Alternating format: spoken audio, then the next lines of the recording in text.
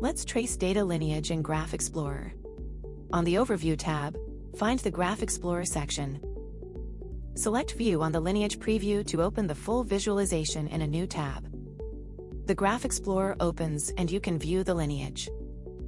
The sidebar groups assets by direction, upstream, lineage target, and downstream. Use the filter field in the sidebar to narrow the list.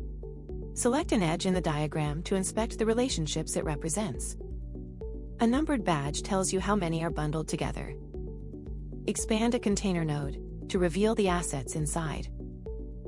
Expanding a container reveals its nested assets so that you can examine the lineage in more detail. Select any node to open the Asset Preview panel and view its details.